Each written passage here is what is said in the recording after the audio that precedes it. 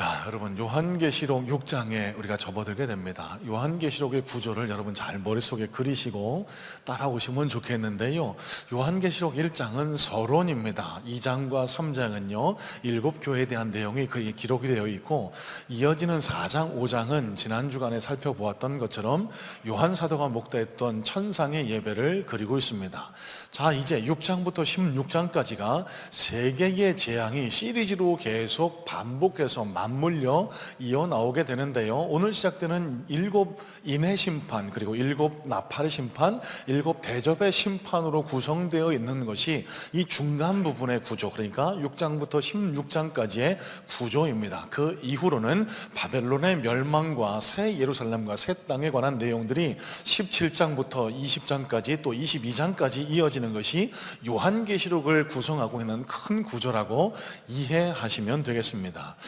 자, 여러분, 이 중간 부분, 그러니까 6장부터 16장까지에 나오는 이 7인재앙, 7나팔재앙, 7대접재앙이 가장 해석하기 어렵고 난해한 것이 현실입니다.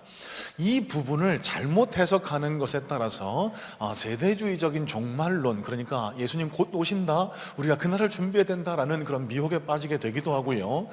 이 해석에 대한 의견이 갈려서 신학적으로도 서로 분분, 의견이 갈리는 것이 현실이기도 합니다. 자, 여러분, 그러면 우리는 이 7인, 7대접, 7나팔 심판을 어떻게 바라보고 해석해야 할까요? 여러분, 어렵게 생각하지 마시기 바랍니다. 요한계시록을 강의하면서 첫 시간에 나누었던 말씀을 다시 한번 상기해 보시길 바라요. 요한계시록은요 무섭고 어려운 책이 아니에요. 겁주라는 책이 아닙니다. 이 무서운 환난의 시대를 살아가던 당시 초대교회 성도들, 그리고 이 땅을 살아나가는 그리스도인들을 하나님의 말씀으로 새하늘과 새 땅에 대한 소망으로 위로하시고 힘주시기 위한 목적으로 기록된 사랑의 편지가 바로 이 요한계시록이고요. 그리고 여러분, 이 요한계시록은 어려운 책이 아닌 것이 묵시문학의 성격을 띠고 있습니다. 여러분, 이 초대교회 성도들이 공부 많이 한 학자들이 아니었습니다. 대다수의 데일리 워커들, 그러니까 그닥 지식이 뛰어나지 않은 사람들이었는데, 이 사람들이 이 요한의 편지를 받아 들었을 때, 읽었을 때, 이런 얘기구나, 바로 이해할 수 있을 정도로 쉬운 언어, 그들은 금방 이해할 수 있는 언어로 기록된 것이 이 요한계시록이었다는 사실을 여러분 놓치지 마셔야 합니다.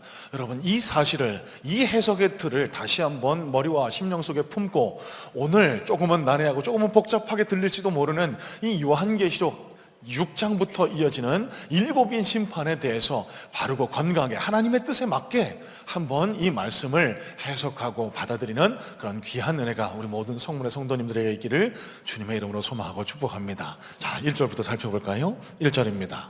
내가 봄에 어린 양이 7인 중에 하나를 떼시는데, 그때에 내가 들으니 내 생물 중에 하나가 우레소리같이 말하되 오라 하기로. 자, 여러분, 지난 시간 나누었던 말씀을 다시 한번 환기해 보겠습니다. 여러분, 이 요한 사도가 본 환상이요, 요한 사도만 본 환상일까요? 아니죠.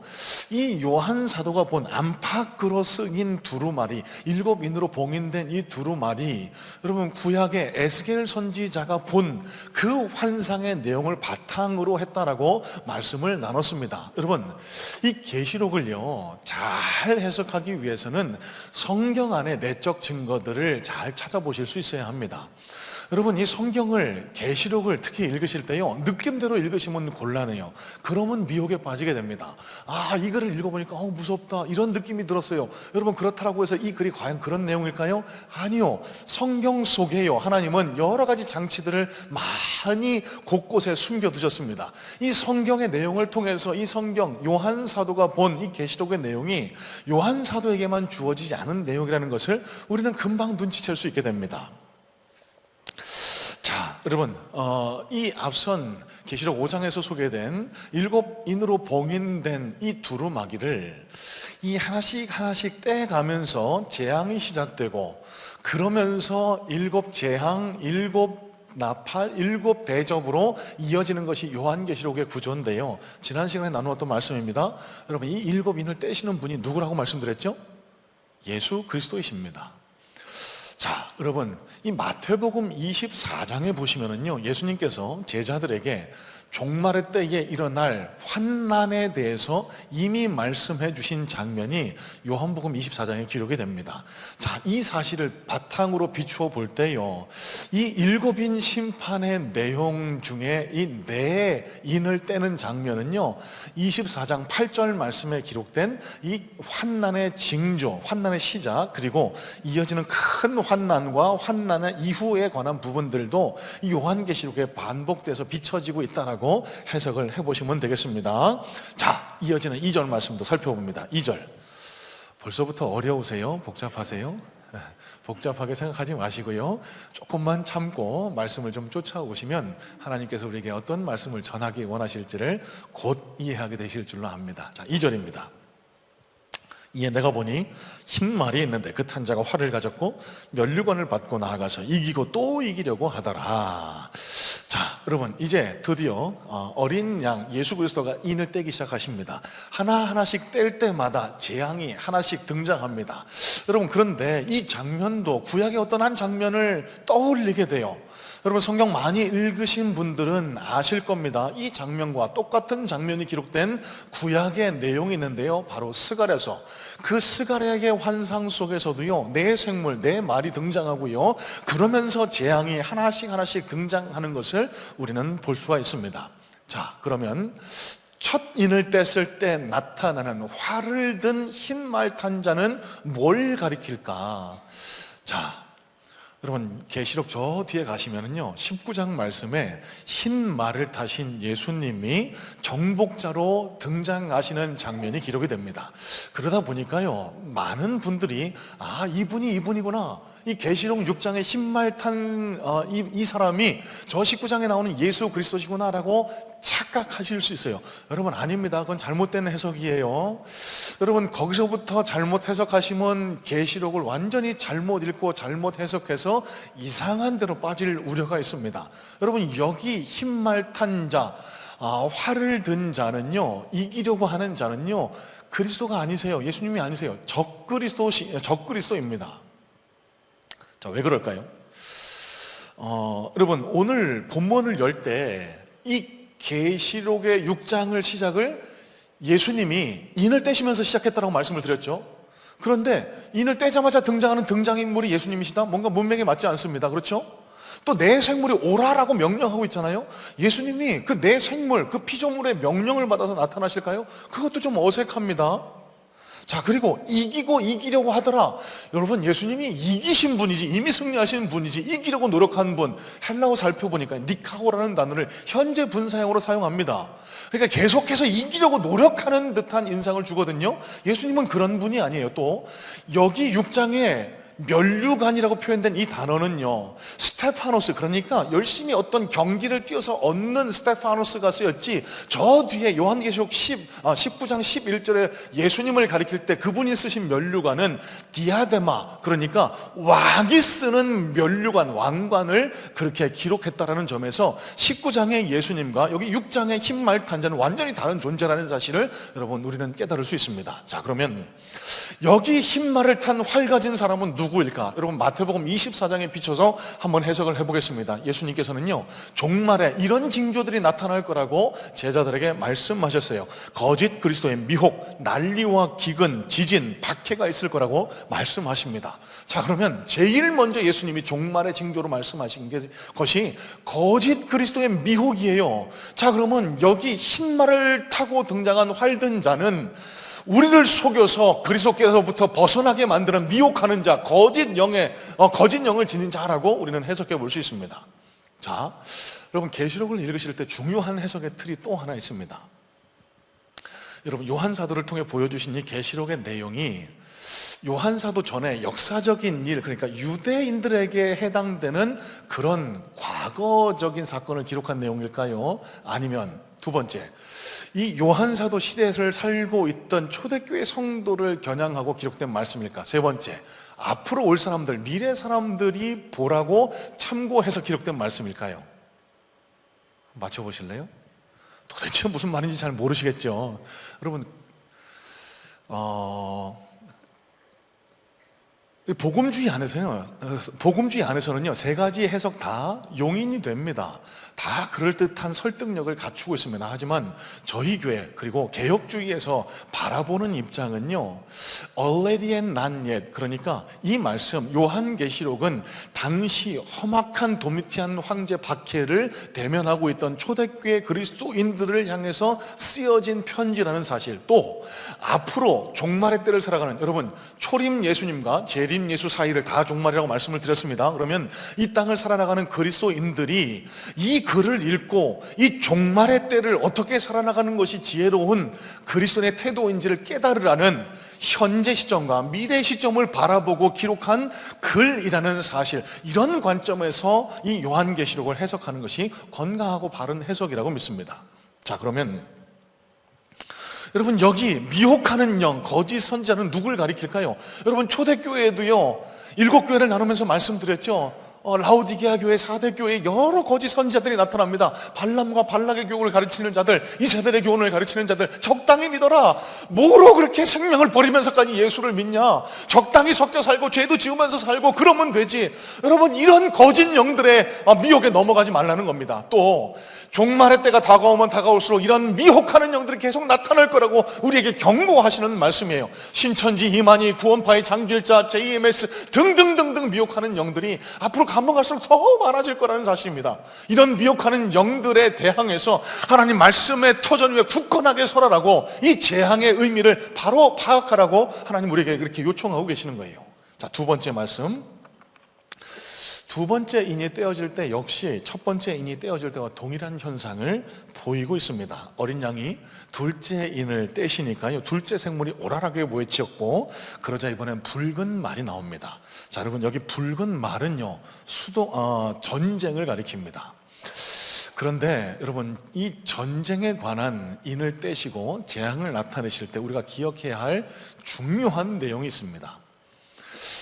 이 4절 말씀 가운데 그 탄자가 허락을 받아라는 구절이 기록되는데요, 이 사실을 통해서 우리는 깨닫게 되는 것, 여러분, 이 세상에는 끊임없이 전쟁이 우리를 괴롭게 할 겁니다.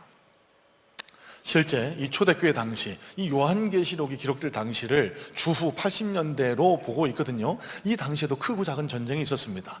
이 전쟁에 징집되어 나가서 많은 유대인들이 죽기도 했고요, 많은 유대인들이 피해를 보기도 했거든요. 자, 그때도 있었던 전쟁, 여러분 지금이라고 없습니까? 수많은 전쟁을 우리는 경험하고 있습니다. 또 이스라엘과 팔레스타인의 전쟁, 러시아와 우크라이나의 전쟁 등등, 또 한반도에도 지금 전쟁의 위기 가운데 우리가 불안해하고 있는 것이 지금의 현실 아닙니까? 자, 그러면 이런 질문이 드실 수도 있을 것 같아요. 질문하고 싶으신 분 안 계실까요? 목사님, 그러면 저 이스라엘에서 일어나고 있는 전쟁, 팔레스타인과의 전쟁, 이게 소위 말하는 종말 전쟁, 아마겟돈의 징조 아닙니까? 어떻게 생각하세요? 제가 아냐고요? 모르냐고요? 저는 모릅니다. 이 교회는 별 볼 일 없다, 저 목사도 돌팔이구나, 그러지 마시고요. 여러분, 이 전쟁이 그 아마겟돈 전쟁입니다 라고 말하는 그 사람이 이상한 사람입니다. 여러분, 앞서도 말씀을 드렸죠. 이 종말 마지막 때와 시기는 하나님의 권한에 남겨두고 종말의 때를 건강하고 최선을 다해 살아라, 이게 하나님의 명령이거든요. 여러분, 일부 세대주의적 종말론자들, 그러니까 곧 세상의 끝이 온다라고 주장하는 이장님과 같은 그런 자들이 이런 전쟁을 악용합니다. 이 종말의 때를 살아가는 그리스도인들의 불안감을 조장합니다. 그래서 모든 것을 버리고 교회로 모여서 자신에게 복종하라고 하는 것, 여러분, 이게 세대주의적 종말론자들, 이게 미혹하는 자들이라는 사실이에요. 여러분, 전쟁은 끊임없이 있을 겁니다. 여러분, 염려하지 마세요.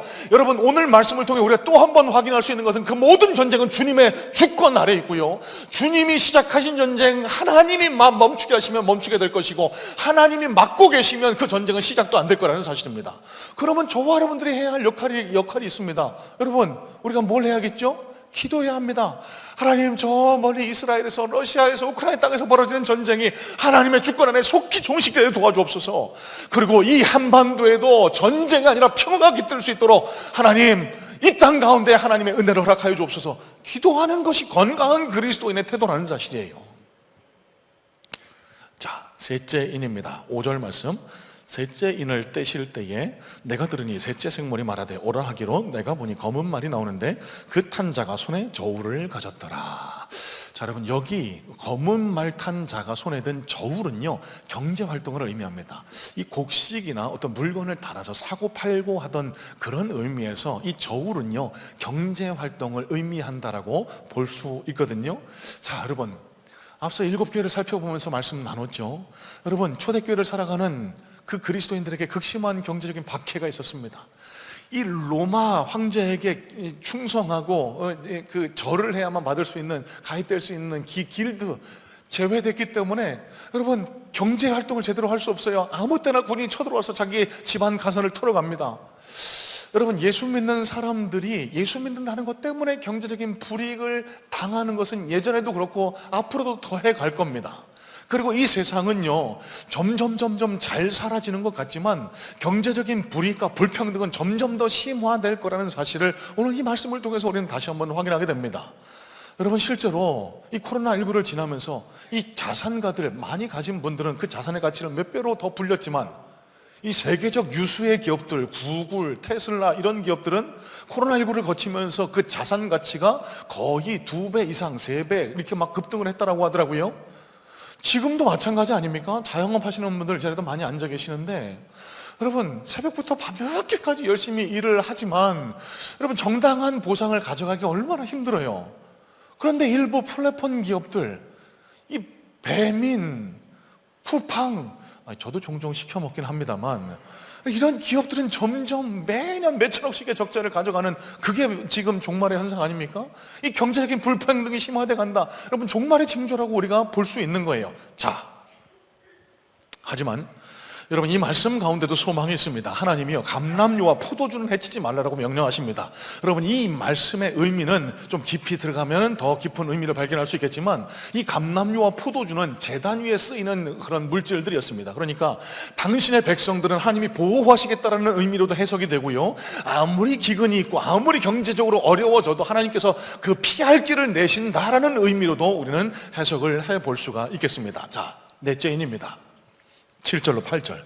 넷째 인을 떼실 때에 내가 넷째 생물의 음성을 들으니 말하되 오라 하기로 내가 보매 청황색 말이 나오는데 그 탄 자의 이름은 사망이니 음부가 그 뒤를 따르더라. 그들이 땅 4분의 1의 권세를 얻어 검과 흉년과 사망과 땅의 짐승들로서 죽이더라. 자, 여러분, 이 넷째 인은요, 셋째 인과 둘째 인으로 인한 전쟁과 기근 때문에 죽었던 사람들에 더해서 각종 전염병, 그리고 알 수 없는 사망, 곡하는 것들이 더해지는 재앙이라고 이해할 수 있겠습니다. 자, 여러분, 여기 청황색이요, 요즘 여러분 가을 하늘 보세요. 너무 푸르고 너무 아름답지 않습니까? 이런 푸른 하늘이라고 이해하시면 곤란하고요, 이 청황색은 헬라어로 클로로스라는 단어가 쓰이는데, 용서하십시오, 이 가족분들 먼저 장례 치러 보신 분들, 염을 마치고 나서 마지막 인사를 권하게 되죠. 그러면 돌아가신 분의 얼굴을 뵙게 됩니다. 그러면 그분들 얼굴이 약간 푸르스름합니다. 잿빛에 푸르스름하죠. 여러분, 그 빛을, 그 색깔을 여기 청황색, 그러니까 클로로스라고 표현을 하는 겁니다. 시신의 색깔을 가리킵니다. 그러니까 죽음을 가리킨다라고 볼 수 있는 겁니다. 여러분, 말세가 되니까요, 코로나19 전쟁 등등에 의해서 많은 사람들이 죽어나가기도 하지만 저는 요즘 이런 것들이 말세의 징조가 아닐까라고도 생각을 해보게 됩니다. 이 묻지마 살인, 이 얼마 전에 광주에서 길거리를 지나가는 한 대학생을 뒤에서 누가 찔러서 숨지게 하는 그런 사건도 있었잖아요. 얼마나 안타까워요. 점점 그 사망 때문에 애곡하는 일들이 많아지게 될 것이다. 그게 종말의 징조다라고 오늘 이 말씀을 통해서 다시 확인시켜 주시는 것 같아서, 종말의 때를 바르게 살아야 되겠구나라는 생각을 다시 한번 마음속에 품게 됩니다. 자, 여러분, 여기까지 잘 따라오셨어요? 그러면 이제 5번째 인이 중요합니다. 오늘 말씀의 중요한 핵심 키포인트는 여기 5번째 인에 있다라고 볼 수 있는데요. 자, 5째 인에 관한 내용이 9절로 10절에 기록이 되어 있습니다. 자, 9절 10절입니다. 다섯째 인을 떼실 때에 내가 보니 하나님의 말씀과 그들이 가진 증거로 말미암아 죽임을 당한 영혼들이 제단 아래에 있어 큰 소리로 불러 이르되 거룩하고 참되신 대주제여 땅에 거하는 자들을 심판하여 우리 피를 갚아주지 아니하시기를 어느 때까지 하시려 하나이까 하니. 자, 여러분, 무언가 좀 뉘앙스가 다르다라고 생각하지 않으세요? 여러분, 이 7인의 심판이, 재앙이 하나씩 뗄 때마다 무언가 심판, 재앙이 나올 거라고 생각이 되는데 무언가 좀 달라요. 다섯째 인을 떼니까 하나님의 말씀과 예수 그리스도의 증거로 말미암아 죽임당한 영혼들, 그리고 그들의 탄원, 기도가 9절, 10절에 기록이 되어 있습니다. 자, 여러분, 그러면 이 계시록 6장을 어떻게 해석하는 것이 바른 해석일까? 헷갈리실까요? 여러분, 앞선 네 인은 재앙을 가리키는 것이 맞습니다. 하지만 이 다섯째 인은 재앙이 아니에요.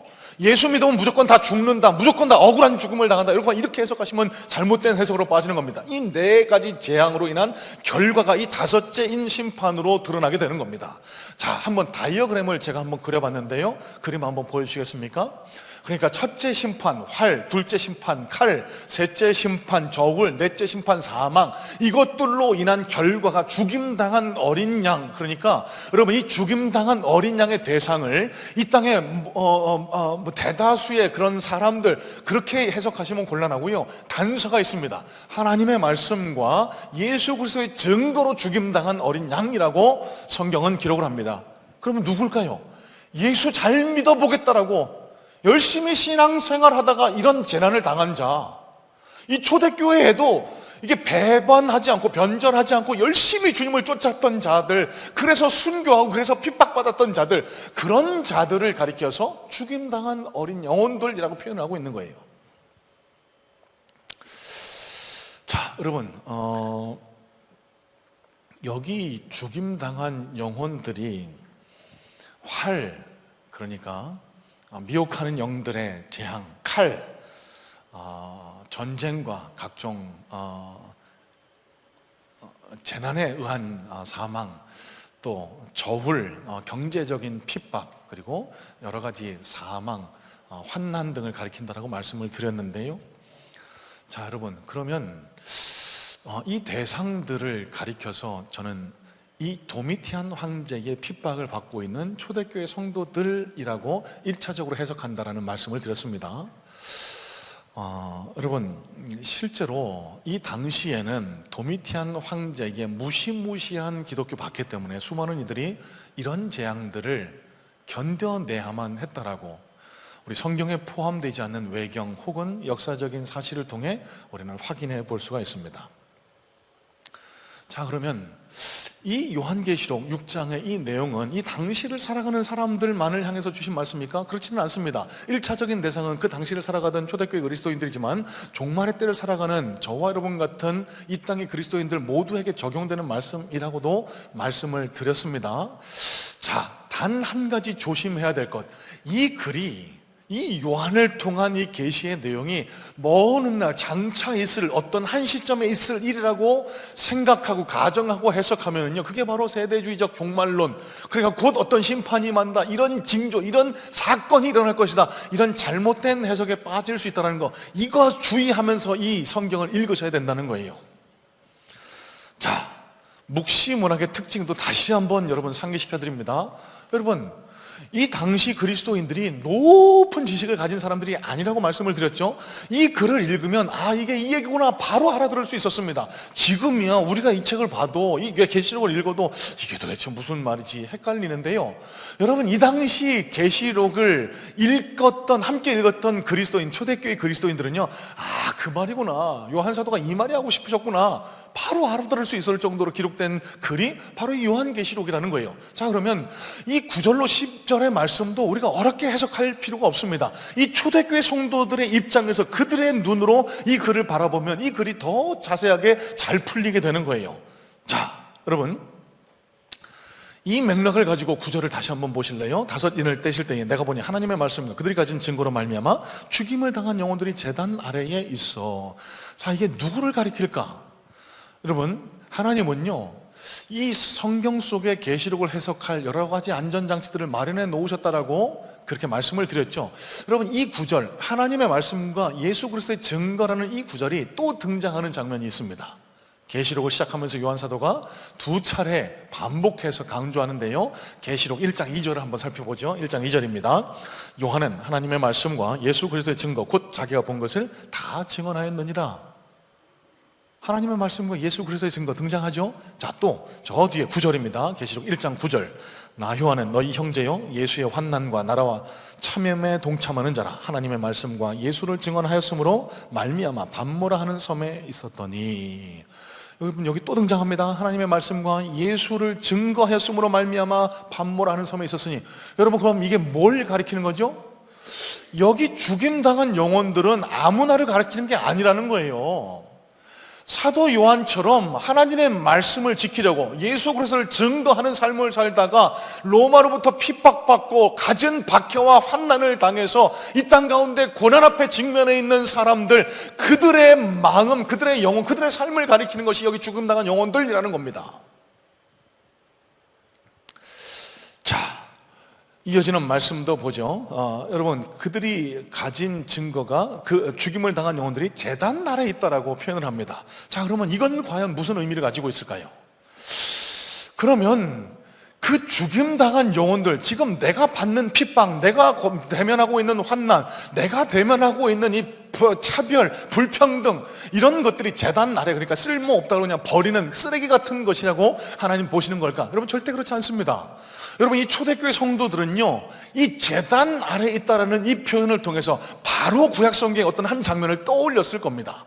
어떤 장면을 떠올렸을까요? 레위기서의 어떤 한 장면, 제사를 드리는 장면을 그 즉시로 떠올렸을 겁니다. 왜요? 이 초대교회 성도들은 구약의 정통에 있었거든요. 늘 구약을 함께 읽었거든요. 자, 그러면 레위기서 4장에 속죄 제사를 드리는 장면이 등장하는데 우리 잠깐 한번 살펴볼까요? 레위기 4장 4절로 7절입니다. 레위기 4장 4절로 7절.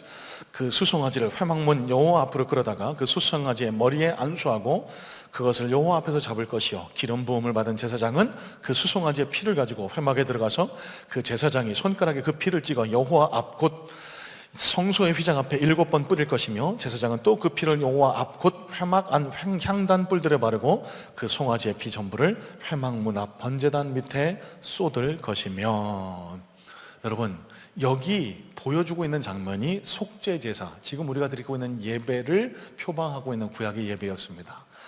예수 그리스도께서 우리를 대신에 속죄 제물이 되어주셨어요. 그 제단 아래 당신의 피를 다 쏟으셔서 우리를 대신 살리셨어요. 자, 그러면 여러분, 이제 조금 이 계시록 6장 9절 10절 말씀이 이해가 되실까요? 하나님의 말씀과 예수 그리스도의 증거로 말미암아 죽임당한 영혼들의 피를 제단 아래 놓으래요. 여러분, 이건 무슨 의미를 가지고 있을까요? 그들이 당했던 고난을, 그들이 대면해야 했던 그 핍박과 환난을 아무 의미 없는 것으로 쓰레기처럼 취급하지 않으신다라는 거예요. 하나님은요, 그들의 고난을, 그들의 핍박을 다 보고 계시고요, 그들의 울음을 다 듣고 계시고요, 그들의 희생 제사를 통해 누군가를 살려내는 희생 제물로 받으시겠다라고 요한 사도를 통해 말씀하시는 거예요. 여러분, 뒤에 10절 말씀을 보시면은요, 이 초대교회 그리스도인들, 1차적입니다. 이 초대교회 그리스도인들이 이렇게 하나님 앞에 탄원합니다. 하나님, 이게 도대체 뭡니까? 내가 도대체 왜 예수 믿는 것 때문에 이런 어려움을 당해야 합니까? 하나님, 이 고난은 도대체 언제 끝나는 겁니까? 보내주시겠다던 예수 그리스도는 도대체 언제 보내주시는 겁니까? 하나님, 나 언제 보내주실 겁니까? 이렇게 탄원하고 있습니다. 여러분, 이 탄원하는 이 순교자들, 이 핍박자들, 초대교회 성도들에게 하나님이 이렇게 말씀하시는 거예요. 내가 지금 다 보고 있다.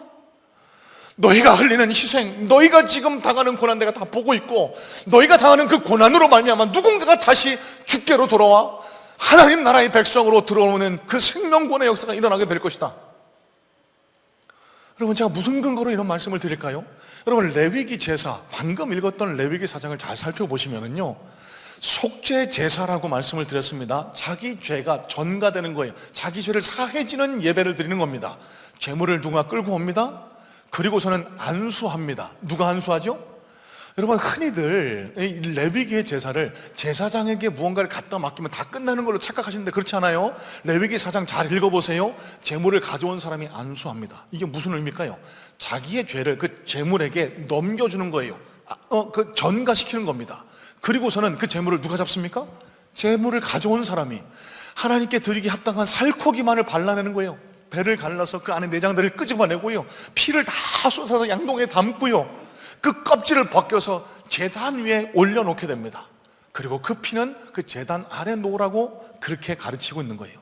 자, 여러분, 그러면 여기 계시록 6장에서 죽임당한 영혼들, 제물은 누구죠? 그 초대교회 그리스도인들입니다. 도미티안 박해로 인해서 날마다 극심한 박해를 대면해야 했던 그 그리스도인들이에요. 여러분, 그 그리스도인의 피, 희생, 그들의 인내, 견딤으로 여러분, 누군가가 새로운 생명으로 돌아오게 됩니다. 누굴까요? 누굽니까? 로마 사람들입니다. 여러분, 지금 박해를 가하고 있는 당사자가 누구예요? 로마 군인들이에요. 로마 사람들이에요. 여러분, 잘 이해가 안 되시죠? 여러분, 이게 하나님의 경륜이고 이게 하나님의 신비입니다. 자, 역사적으로 한번 살펴보겠습니다. 여러분, 도미티안 황제가요 98년 9월에 죽습니다. 가장 도미티안 박해가 극심했던 시기를 주후 94년에서 96년으로 봅니다. 그때 수많은 이들이 죽었답니다. 여러분, 외경을 통해서, 역사가들을 통해서 확인해 볼 수 있는 것은요, 예수를 믿는다라고 하면은 그 자리에서 죽였대요. 끌고 갔대요. 아무 때나 군인들이 들이닥쳐서요, 집안을 완전 난장판으로 만들고 쓸만한 것들 다 뺏어갔답니다. 아무도 뭐라 그러지 않아요. 왜? 예수 믿는다는 것 때문에. 멀쩡하게 어디로 밭으로 들로 일하러 나갔다가 들어오는 길에 로마 군인들이 그 길목을 지키고 있다가 묻습니다. 너 예수 믿어? 예. 너 끝까지 예수 믿을 거야? 예. 그러면 푹 찔러서 죽여서 나 마을 어귀에 걸어놨대요. 이 사람은 예수 믿어서 죽었다고. 많은 이들을 끌고 가서요, 원형 경기장에서 오락거리로 삼습니다. 재미삼아 죽입니다. 사사의 밥으로 던져줍니다. 검투사들이 갖고 놀다가 죽이게끔 만들어줍니다. 로마인들은 열광했습니다. 여러분, 이것보다 더 자극적인 엔터테인먼트 오락거리가 어디 있습니까? 사람들을 발가벗겨서요, 그들을 도망다니게 하고 그들을 쫓아다니면서 그들을 죽이는 거예요. 여러분, 이런 오락거리가 세상에 어디 있어요? 때로는 불에 태워서 죽였습니다. 너 끝까지 예수 믿을 거야? 예. 그러면서 기도하면서 불에 타서 죽었대요. 자, 그런데요, 처음에는 로마인들이 열광했답니다. 와, 재밌다. 그러다가 어느 시기가 좀 지나니까 이 로마인들 사이에 질문이 생겨난 겁니다. 그런데 도대체 쟤들은 왜 죽는 거야? 예수 믿는 것 때문에 죽는데 쟤들은 황제가 신이 아니고 예수라는 자가 신이라고 한다는구만. 야, 이게 말이 돼? 저렇게 어리석은 사람들이 어딨어? 여러분, 이게 로마 사람들이 가졌던 의문이었습니다.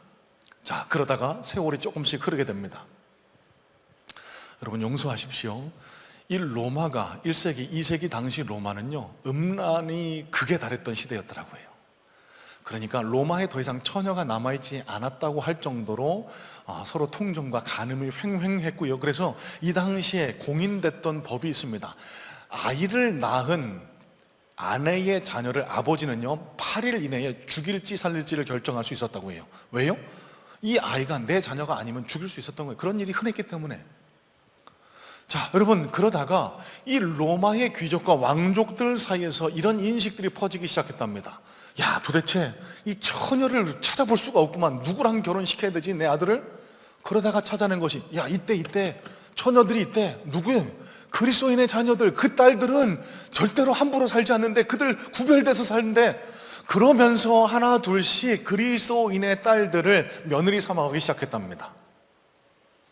여러분, 그러면 이 로마 귀족과 왕족들의 집안에 들어갔던 그리스도인의 딸들, 여러분, 자녀는 누가 교육시키죠? 어머니의 교육이 영향력이 지대합니다. 한 세대가 흐르고 두 세대가 흐릅니다. 여러분, 어떻게 됐을까요? 이 도미티안 황제의 핍박으로 수없이 죽어나가고 수없이 불평등과 핍박을 감내해야만 했던 그리스도인의 그 희생의 피로 인해서 로마가 국교화됩니다. 추후 313년입니다. 밀라노 칙령으로 인해서 로마가, 이제 로마의 공식적인 종교는 크리스찬 기독교다. 여러분, 이게 어디서 왔을까요? 누구로부터 시작됐을까요? 왜 이런 역사가 일어날 수 있었을까요? 하나님은 말씀하시는 거예요. 지금 너희가 당하는 고난이 아무 의미가 없는 고난이 아니야. 지금 너희가 흘리는 피가 아무 의미 없는 피가 아니야. 내가 너가 당하는 고난을 다 보고 있고, 여러분 오해하시면 안 돼요. 아무 이유 없는 고난, 하나님 앞에 회개하실 수 있어야 됩니다. 하지만 예수 그리스도를 믿는다는 것 때문에, 하나님 말씀 때문에 당하는 고난, 그거 쓸모없는 고난 아닙니다. 너가 당하는 고난을 내가 다 보고 있고, 네가 지금 당하는 인내 내가 다 지금 받고 있고, 네가 흘린 그 제물로 인해서, 그 피로 인해서 내가 누군가를 살려낼 거야. 내가 로마를 회복시킬 거야. 내가 이 땅 대한민국을 회복시킬 거야. 여러분, 하나님은 이 모습을 요한계시록 6장을 통해서 보여주고 계시는 겁니다. 여러분, 지금 이 자리 가운데도 예수를 믿는다는 것 때문에 안 당해도 될 피해를 보고 계시는 분들이 많이 계신 걸로 압니다. 예수를 믿는다는 것 때문에 어떤 불의한 일도 참아내야 하고, 어떤 불의한 일도 그냥 당해내야 하고, 울음을 삼켜야 하는 그런 경우를 마주하고 계신 분들 있을 줄 알아요. 심지어는 하나님 앞에 온전히 서려고 했는데 뜻하지 않은 질병, 암 때문에 이제 생명이 경각에 달린 그런 분도 이 자리 가운데 계신 줄로 알아요. 여러분, 억울해하지 마세요. 여기 순교자들의 탄원처럼 그럴 수는 있습니다. 하나님, 내가 왜 이 고난을 당해야 되나요? 내가 왜 이 핍박을 당해야 되나요? 하나님 안 들으시는 것 같으세요? 아니요. 다 보고 계시고 다 듣고 계시고요. 여러분, 그 고난 가운데서 당당하시기를 주님의 이름으로 축복합니다. 이 초대교회 성도들이 흘린 피처럼 어떠한 경우에도 여러분 믿음에서 이탈하지 마시고, 여러분 당하는 고난이 아무 쓸모없이 보일지라도 우리가 지금 당하는 그 고난 때문에 누군가가 살아나고 누군가의 생명이 주께로 돌아온다고 하면, 여러분 우리가 당하는 고난의 의미는 충분하지 않겠습니까? 저는 소망합니다. 우리 성문의 모든 성도님들이요, 이번 행복축제를 맞아서 이 초대교회 성도들의 마음을 한번 본받아 보자고. 누군가의 영혼을 품고 여러분 누군가에게 다가가는 거 쉽지 않거든요. 분명히 어떤 불이익을 당할 수 있습니다. 어떤 마음의 상처를 받을 수도 있습니다. 여러분, 하지만 우리가 그렇게 흘린 피는요, 아무 쓸모없는 피가 아니에요. 아무 공로 없는 피가, 노력이 아닙니다. 하나님 다 보고 계시고, 우리가 쏟은 그 노력으로 말미암아 누군가의 생명이 주께로 돌아오는 역사가 반드시 하나님의 섭리 가운데, 주권 가운데 일어나게 될 줄로 믿습니다. 여러분, 모쪼록 이번 2024년을 지나시면서 하나님께서 이 초대교회 성도들의 탄원을 들으시고 그들을 회복시키셨던 것처럼 저와 여러분의 가정이, 저와 여러분의 삶이 주께로 돌아올 영혼을 품고 흘리는 눈물로 인해서 내 영혼부터 살아나고 나로 인해 누군가가 살아나는 그런 놀라운 생명의 역사가 우리 모든 성문의 성도님들에게 일어날 수 있게 되기를 주님의 이름으로 소망하고 축복합니다. 기도하겠습니다.